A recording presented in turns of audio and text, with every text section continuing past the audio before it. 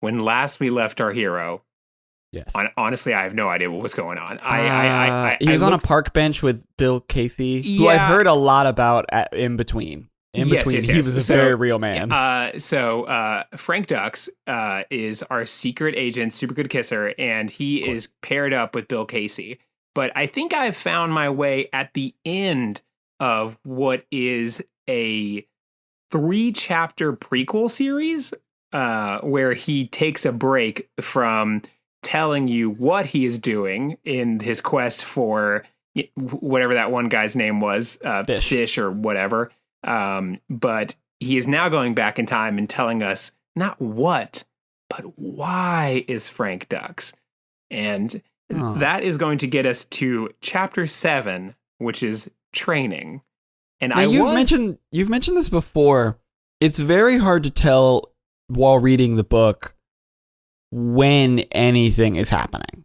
It is very hard to tell when things are happening because so many things are happening all at the same time. And the weird thing about Frank's writing is like it's almost, and I think this must be a stylistic choice. It's almost like contradictory. Like some of the details don't match up. Like sometimes he says he's doing one thing, but as it turns out, at the same time, he was doing something else, and it just kind of gets a little confusing to follow. But I think that's because, like, you know, in the end, it's like he's still the secret man, so he's going to be keeping some secrets, and I think he's throwing us off with intentional lies to keep us guessing as to, you know, what is true. And, you know, who really is Frank Dux, the secret man. But these ones all take place in his past. And this one is called Training. Previously, we heard from how his dad or whatever was also a super secret spy. And I think his granddad was a super secret spy. Yeah. And, his granddad, who is too old to have even been in the OSS. Yeah. But, you know, we have yet to find out, like, because we know one thing about Frank Dux at the very least, and that is that he is a super good fighter. I mean, obviously, he won that fighting tournament. So there has to be at least some way that he became such an amazing fighter. And he's going to answer all those questions for us in the chapter of training. So it opens up and we find our hero just very distraught because he has lost a fighting tournament. And he's a boy, so this is not the fighting tournament. It's just a fighting tournament, and he goes back to the place where you change after a fighting tournament, I guess. And he's very distraught. He's very upset, and he is like, "I'm never going to fight ever again. This is the last fight I'll ever have." Yeah. When a voice of an old man asked him, "When your opponent is swifter, stronger, and more experienced than you, what must you do?" Why do we fall down, Mr. Wayne? No hello. No, you know, no, hi, I'm a mysterious old man, and I think that we're in a changing room, but you're going to want to hear the shit I'm about to say. Okay. And Frank answers, "Run like hell." "Perhaps," he replied, "but the outcome would be nonetheless inevitable. I would say one should learn to die well. What do you want?" "Merely to say that I think you have the potential to die very well." Sorry, where is he? Is he in the YMCA? He's just like in a gym? He's at a fighting tournament, so I imagine there's people around, hopefully. But this man just comes up to him, and without introducing himself, he says that Frank, he threatens to murder him. It is canonical at this point in the book that he is a child, that he is like probably 12 years old. An old man says to him that he has the potential to die well, which is not something that you want to hear in the changing room of a YMCA or in life in general. You know, I don't want to hear it at my job. You definitely don't want to hear it at your job. That'd be very confusing. Well, I work in my home. If an old man came behind me and said, "You will die well," it's like, probably right now, huh? Okay, so he's at a fighting tournament, but he's at like a YMCA because he's he's a kid. Yeah, he goes to a changing room, and so, but he is just lost. So he's you gotta run those lines by me again. What did this old man say to him? "When your opponent is swifter, stronger, and more experienced than you, what must you do?" Run like hell. Run like hell, I snarled sarcastically. Fuck, dude. Perhaps, but the outcome would nonetheless be inevitable. I would say one should learn to die well. What do you want? I demanded. Merely to say that I think you have the potential to die very well. This is a fighting tournament. Yes. It's not. Oh my god. I keep wanting to call him Ra's al Ghul, which is probably what I'm going to call him the rest of the show. But like Ra's al Ghul is being insane right now at this JV Taekwondo tournament. Because it's also their children, so it's like fighting tournament is more like karate tournament. Like it's not. Yes, and I'm gonna explain what this old man looks like. They're not doing UFC. My reddened eyes took in the deep, heavy scar on his cheek, as if the flesh had not been cut but gouged out. His left pinky was missing.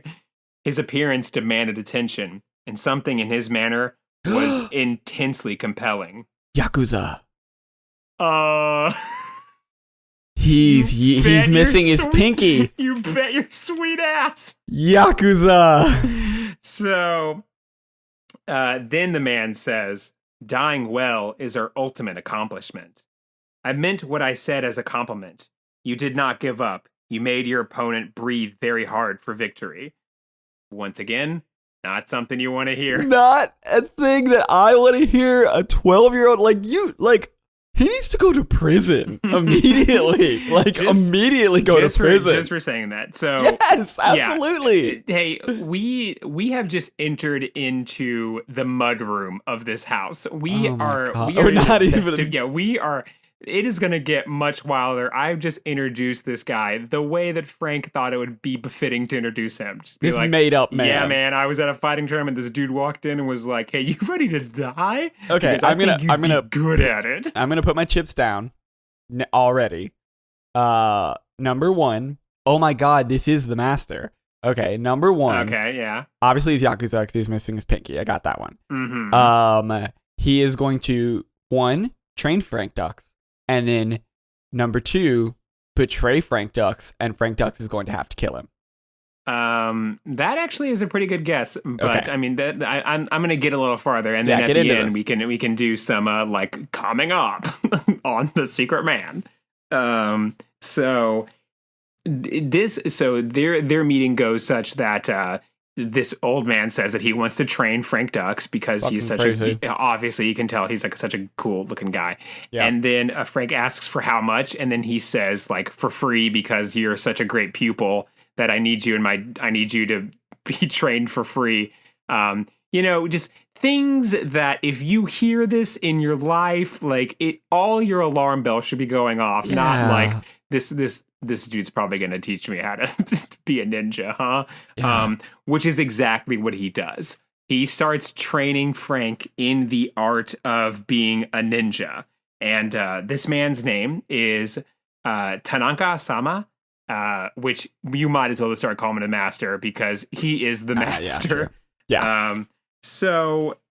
Except he's not John McAllister. He is Japanese, he I assume. Yeah, and hopefully. I mean, he's. He's also white. They do describe him as. Continuously, they describe him as an Oriental man, which I'm not for. Not great. We don't need to say that on our show. Exactly. Let's just bleep that the shit out. Anyway.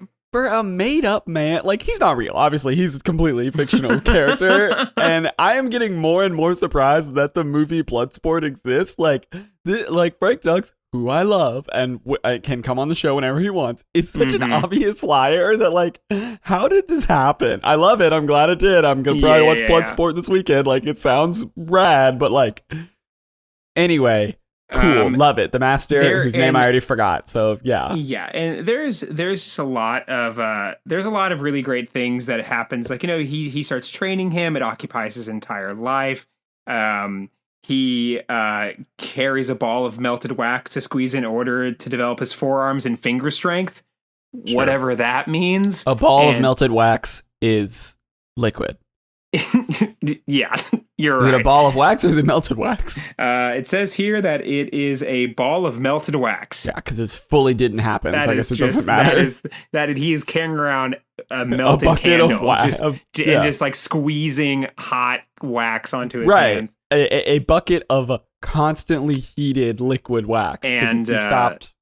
I will say this: there is a section where he begins gardening for the old man and doing activities that also double as training. You know, like Karate Kid, like a Karate Kid sort of ripoff. Jesus like Christ. There is like directly things pulled from him, like learning how to like rake and like hoe and like tend to the like the garden is the same way as like how to like move in a fight. And it's Which this shouldn't be a surprise because he did already do Enter the Dragon. So exactly. So it's like you might surprise. as well just like double down and then say this is like his Karate Kid like chapter. My childhood is also the Karate Kid. But you know he did how his like James that Bond. guy grew up and didn't become a super secret agent. Like I'm a cooler version of whatever that kid's name was.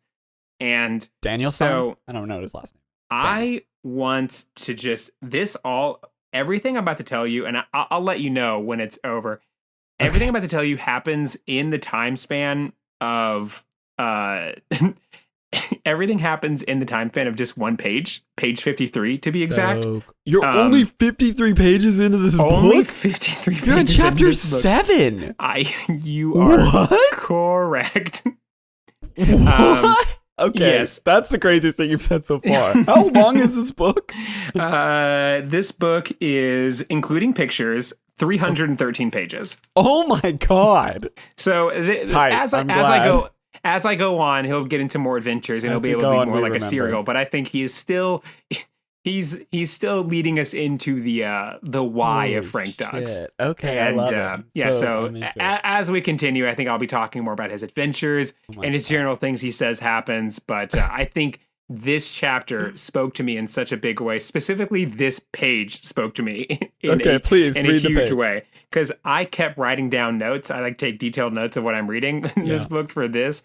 And I kept looking because I kept having to write what page number was on. And I kept writing page 53. And I was like, you've got to be kidding me. That's awesome. I'm going to eat some pasta carbonara that my wife gave to me. So go ahead. This page starts with him talking about how he is suffering from asthma attacks because he's training so hard. And it's this really weird moment where it was the only time in this book so far I've seen him admit he's self-conscious about something in him physically. And so it's the only true part of the book. I was kind of taken aback by it. I was like, oh, that's really interesting because like you usually are just like, I'm the strongest boy. I'm the fastest person alive. Sure. And then he's great like at kissing. Yeah, and then he talks about how his sensei, the master, told him that Che Guevara, the doctor turned revolutionary, suffered profoundly from asthma, but then through the science art of Aikido, he began to develop his asthma into something he could use to defend himself. It was like. What? Yes. What? So defend him against the cancer that the CIA gave him. Defend himself from an asthma attack. And so he has this moment where he is like, I have asthma, and that's like something that I'm struggling with. And I was like, oh, that's interesting. The very next thing he says is, from that moment, I began to formulate my own personal guidelines for developing techniques that possess efficiency and velocity, each strike designed either to immobilize or kill an opponent quickly. What? I always assume my hypothetical opponents to be armed, which that's great. It's probably a good call, I guess. Ninjas. He or whatever your goal is. He then continues down on to say that he creates from his notes. He's taking off of this own form of like ninjutsu that he is taking from his master. He develops his own form of ninjutsu, which earns him the rank of 10th degree black belt by the age of 35, becoming the youngest martial artist in history to achieve such a recognition. Okay, now see, that seems weird to me. I don't know anything about martial arts. I was going to say, I feel like at 35, you've probably peaked. Like, that seems like kind of old to be doing peak performance in exercise. I'm thinking that because I know there are 10 degrees of black belt, and I'm thinking that it is less about skill and more about like wisdom. You know what I mean? Like it is Avatar, The Legend of Korra. It's like you can be the best fighter in the world, but it doesn't matter if you're not wise. Or it like you can be the strongest big boy good kisser, but that if anything, that would inhibit you from becoming like. But he did both. Like the very essence of you talking about how friggin' sick you are at doing something, I think negates your ability to get a 10th degree black belt. Obviously not, because I guess they made an exception. I guess they were like, holy shit. Well, I guess that makes sense because I just feel like, I mean, I know any 10th degree black belt, even in their 80s, could, is probably pretty good at fighting. But like, it just seems weird to be like, this is the highest rank. People have done it, but they haven't done it till after they were 35. It's like, but I don't know. I'm talking out of my ass. That might totally be a thing. Yeah. We need to very quickly move on because there is so much more happening. Yeah. Also, so the page 53 ends with him saying, by my 21st birthday, in public demonstrations, I'd split a lit candle wick the size of a fly, the candle held tightly in my assistant's hand. I was not the first to perfect this technique, but I was the first to turn my back on the candle and then lunge from 10 feet away to extinguish the flame before a coin dropped on the floor. What the fuck are you talking about? That split it with happens, what? I'm not lying, out of nowhere. This guy. Like, he's talking about how he becomes a master at the age of 35, and then he is just like, oh, and by the way, like when I was 21, I could do this super sick trick where I would be 10 feet away from a candle and lunge at it, and then like kick it. I don't know, like before with his back turned, so he's spinning and lunging.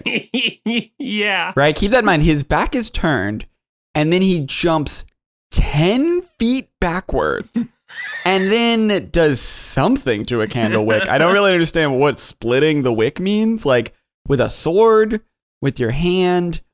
I don't know. But he does it faster than you could drop a coin on the ground. Yeah. Which I mean, is Frank, so obviously I believe him. Yeah, obviously. But I have no. That's pretty wild. It's funny because, like, I love Frank Dux. When you're writing something, it's like you use descriptive language, like it's like I'm there. But this, I'm just like, I don't know what you are describing. Give me a diagram. What is splitting a wick? I need some pictures. Like, I have no understanding of what it is you are doing in this moment. Like, I love it. I love all of this, and this is great. But it is like getting more and more challenging to be like to believe that he thought anyone would believe this. Like, it rules. I love this book. This is great. Like, but that's why, like, what? So, dude? Like, so I gotta keep going. So he continues training, but then he begins to train under this other teaching. And the only reason I'm saying this is because I'm making it a personal point to read everything the previous owner of this book has highlighted. Yeah, because someone else highlighted this, and I have to read everything they highlighted. And the thing they chose to highlight was, I began studying the 4 ways of the corpse: benevolence, courage, valor, and wisdom. And he goes on to explain it, but who cares? Like, it's just like wisdom, to be wise in the face of whatever, benevolence and whatever. But it's called the 4 ways of the corpse. And the previous owner was like, hell yeah. So continuing on, the most important revelation from this is his master, the master, turns out, guess what? To be a super secret spy. Of course he does. He turns out to be a super secret spy who helps steal some technology from the Russians. Yeah. And this technology was used to later thwart Saddam Hussein or someone. Like, it had something to do with the Iran-Contra thing, where it's like him and a group of other Yakuza agents, which is what the book says. It says Yakuza agents. Yakuza. I'm thinking that Frank Dux just looked into what a Yakuza was and mistook them for like secret agents. A branch of the Japanese secret agents. So anyway, that's a big reveal, but it is totally glossed over. Like, it reveals this, and I was like, that is hilarious and obvious at this point that that's kind of what this book is getting into. Sure. But it goes back into his own training where he starts talking about how in his training, he starts. Hold on, I gotta find the exact. Here we go. He had taught me to never depend solely on any one of the six senses. The sixth sense being instinct. These exercises we had done, such as performing ordinary tasks blindfolded, enabled me to detect the presence of another person through body heat, vibrations in the floor and walls, disturbances of air currents, and sharpened hearing. One's powers of observations enabled a warrior to detect his opponent's weakness and strengths, and even alerted one of his movements, all while being blindfolded. Oh my God. So that is the last page. Like, that is like the last thing he says in his training. And so he's just like, my master was also a secret agent. And also, one quick thing, I started blindfolding myself, and I'm like Batman. Yeah. I'm Daredevil. I'm Daredevil. And I can. Okay. I can, and I love it is everything about this man. Chef's kiss to say disturbances in air currents. You mean when someone walks past you and you can air? Like, you can very easily sense them because a body is moving around? Like disturbing air currents? Like, just say there's something moving around. I want to take a quick break and read a section from a different book. This would be, well, no, let me just in this gripping, adventure-filled novel, one man reluctantly takes charge of an underground war that has been raging across international borders between feudal factions for over 300 years. His objectives are to follow his teacher's path to enlightenment by ending petty struggles and change the world. However, he must pit himself against old allies and various secret societies in pursuit of a title that he never asked for, at the peril of his own family. His current army is made up of men and women who have been trained in the secret knowledge from the warrior and mystical clans of old, including Sanford Two Bulls and Ramona Redwolf.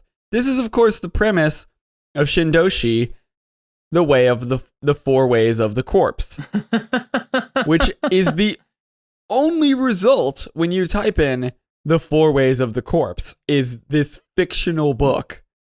That sounds very similar to what Frank Tux was describing. Love Frank Tux. He says the author of this way of thinking is Koga Yamabushi. Or Gordon Ramsay. Rikishu. I don't know when this book was written. So maybe when was The Secret Man written? I think 1993. Ooh, this was written in 2010. So, oh my god! Egg on my face. I guess he didn't get it from this book, but I don't know what the four ways of the corpse I'll tell you, I have are. them right here. They are benevolence, courage, valor, and wisdom. So. All right, so maybe it's a real thing, but I couldn't find it. So this chapter ends with our good friend Frank Dux and his master kind of having a falling out because he is sensing that he's sixth sensing his master is having, like, he looks down on him, and he thinks the other students are better than him, even though Frank is like the biggest kick-ass boy in the world who can blindfold himself and like fight everyone. And this all culminates in him having to fight one of the master's nephews. Cool. And this is a thing that happens in the book, and I had to read it several times to get what was going on. Okay. So they go into this fighting thing, and he's going to fight one of his nephews. And in the fight, you can bring your own weapon. You can bring any weapon you choose. And he does an Agni Kai against the nephew. Yes. So the nephew brings a sword. Good call. Trying to kill someone on American soil. Really trying to really get yourself into jail. And and Frank brings a gun. Frank wins. I, on the other hand, appeared the fool. Partly out of anger and frustration, I showed up with a long metal grill, an electric cord, a thin green blanket, and a pail of water. All right, sorry. You know that you're going to have to slow down for me. Okay. Obviously, so you're allowed to bring more than one thing. I guess so. A long metal grill, now, electric cord, a thin green blanket, and a pail of water. Am I to believe... What do we think that Frank is going to do? I would like to. I'd like to do this in a a sword fight, a fight where a person has a sword. What do we think Frank is going to do with a grill, a cord, a thin green blanket, which is a weird detail, and a pail of water? Okay, can I do this? Sure. Right, one. I think you're gonna get it. Well, I don't know. So when you say grill, do you mean like a grill for cooking? I think a grill for cooking, or a large grill for cooking. Okay, because the other option would be like a grate, but I guess you would say grate. Okay, so the two options that make sense to me are set him on fire, right? Like set the blanket on fire on the grill and then throw it on him, or electrocute him because you've got an electrical cord and a pail of water. Mm-hmm. But that seems weird and not that he cares about the laws of physics, but I don't think that's how that works. And what would you do with the other shit? If it was like a grill, like a griddle, you could like set that on the ground and with the water and the electrical cord, like electrify it and he'll step on it. That seems kind of weird. And what do you do with the blanket? I mean, maybe if he's getting all electrocuted and he's got the blanket on, it bursts into flames. I'm not saying that's how it works. I think Am I close? You are extremely close. That sucks that I'm close. First, I place the blanket on the floor between us and then position the long grill on top. I attached the electric cord. I attached the electric cord to the grill and plugged it into the wall socket. Holding the pail of water ready, I asked him if he cared to rethink his decision to fight me. What is the meaning of this? It means he's getting a real charge out of this fight, remarked another nephew. I looked at the old man. The greatest warrior is one who wins without battle. We got to bring 4 things. Yeah, you got to bring 4 things, and it's also way different. You fucking cheated. Way cheated. Like you it is fight him like a man. It is such a funny thing to like Frank. MacGyver your way into creating. There's so many better ways to electrocute somebody. Yeah, bring a taser. Impossible set of circumstances, and it's just like I won it without having to do battle. It's like, no, you didn't. Wait a minute. So the guy sees this, figures out, I'm going to step on the blanket and get electrocuted, and then is just like, never mind, and doesn't fight him? It seems to be that way. He should have brought a gun. Yeah, exactly. A gun would do the same thing. It would have the exact same effect if he brought a gun and was like, the greatest warrior wins without having to fight at all. And it's like, because if you fight me, I'm going to shoot you with this gun. I'm going to shoot you with this gun. And it's like, yeah, he brought 4 things. You can't be right. I'm assuming you can only have a grill that's so big, that and it's like it has to be just made up by you. He's like, are you gonna fight me now? And he's just like starts stepping around the grill and goes whoa, like. And he's like, walks slowly around the grill and is like, the greatest warrior of all wins without fighting. I just imagine him having to walk in with all this shit.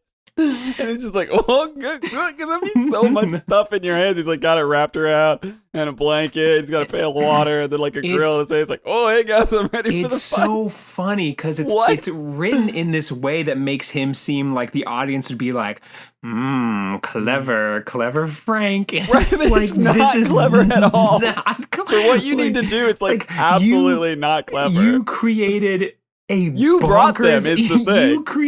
You didn't use the things that were already there. Like, had you found them. Right. You would have been clever had you like used your surroundings and created this sort of thing where it was like, you outsmarted me, Frank. It's like, I need to intimidate him. Created a very weird set of circumstances that would only result in me not stepping on this grill. Like you didn't even trick me to stepping on this grill because you like set this whole thing up and it's just like, want to fight me now, bitch? And it's just like, yes, I still do. Because one, you didn't bring a weapon. This is it. This is this is your whole deal right here. So I've already figured you out. God. Like, I've already got you. Yeah, and it's like even if you I'm just gonna step around you and stab you with the sword.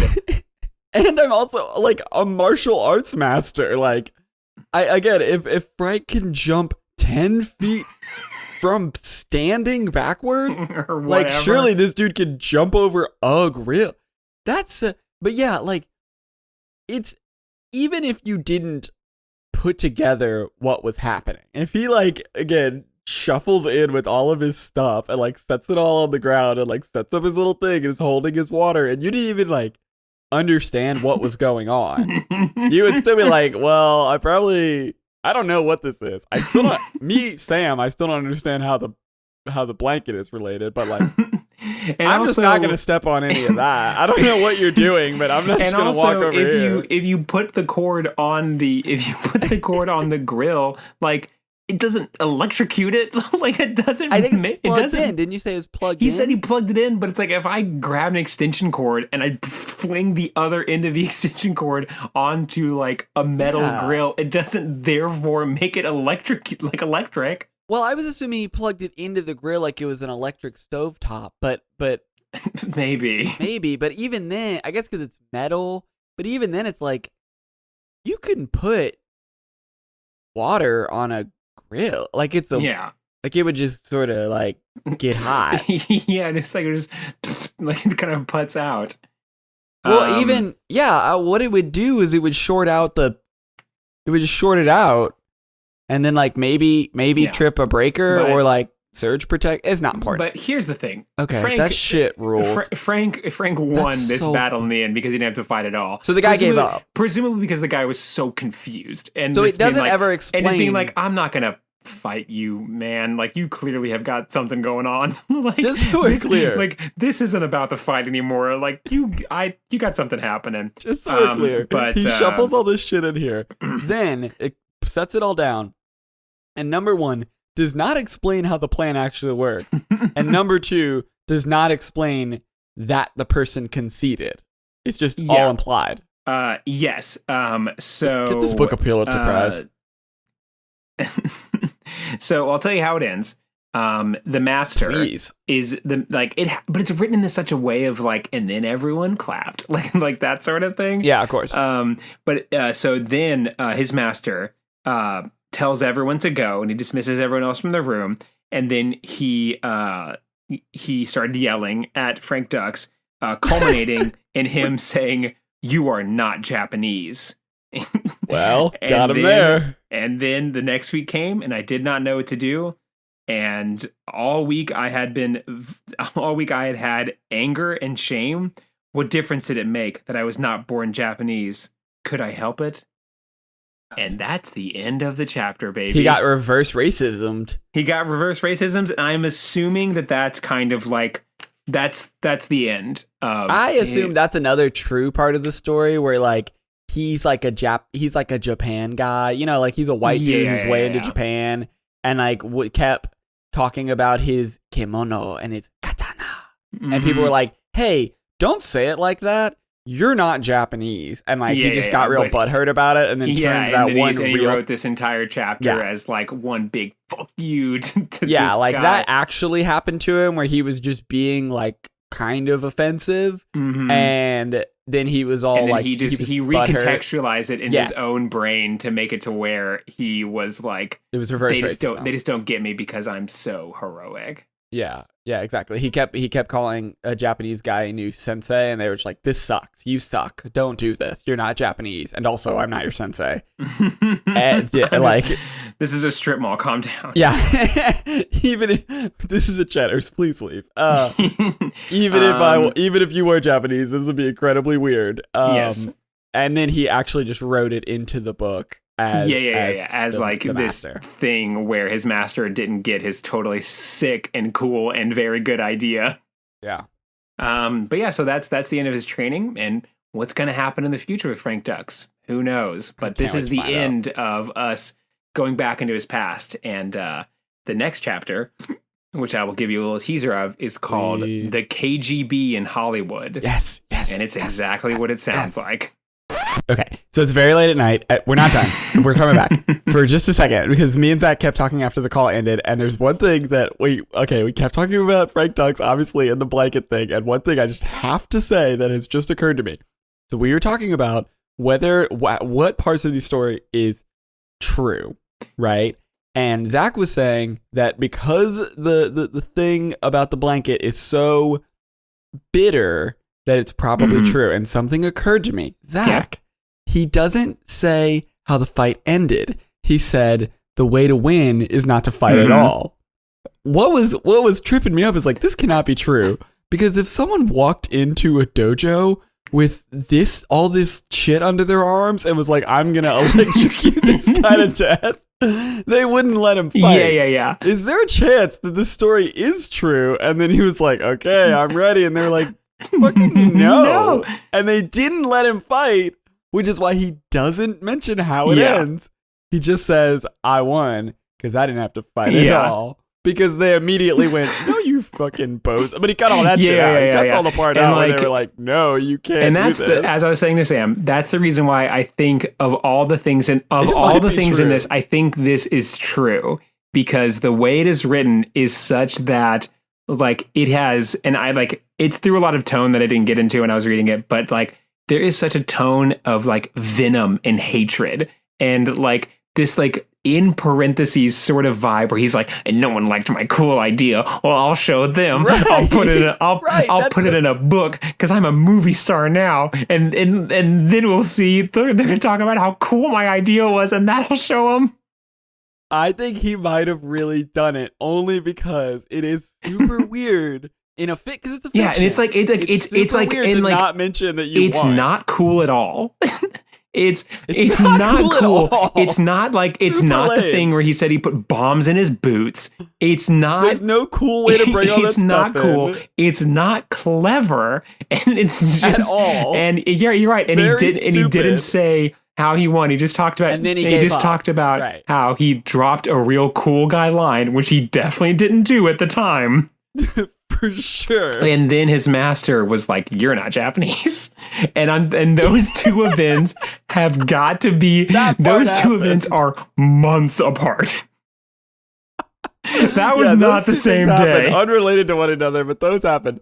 So yeah, you're not Japanese, which is such a weird thing to mention. Exactly. Because I assume throughout the chapter he isn't like saying he's Japanese. It's just like, I'm training you in my dojo, and then it's like, you're not Japanese. But to be fair, he did like the least traditional fighting method ever. But you're right in that there's no cool way to bring those four things into a dojo because a griddle would be so heavy and a bucket of water. Like you can't.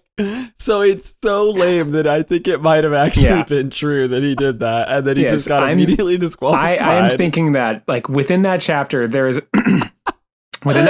obviously lies, but I think there, like the thing about this book is I think there is enough truth in it to where he is seeking validation for something, and that just himself. Felt like the way he's writing about it just felt like a memory. Just felt like him, like if I could see the way he was writing it, I would just see like the pin marks get like darker and more like and fucking like and I brought in all this stuff. It was such a cool idea. And he didn't even fight me. Because I spilled all that water. And yeah, like, and there's no chance that it would actually become electric. There's no way. There's no. And also, it's like, sorry, you're gonna electrocute him to death. Yeah, it's just no, you're not allowed to electrocute him to death, you idiot.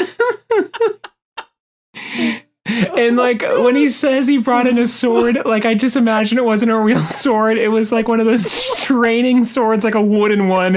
And he's just like, or there's no sword. Just like, what they were fighting for green belts or something. What the fuck are you doing? And he's just, and because like just the previous week they had done the lesson about outsmarting your enemy, and he was like, I'll impress my master. Like I'll impress him, I'll impress everybody with my super cool idea. And then my master and no one else liked it, and I'm not Japanese. That's what he said. You're not Japanese.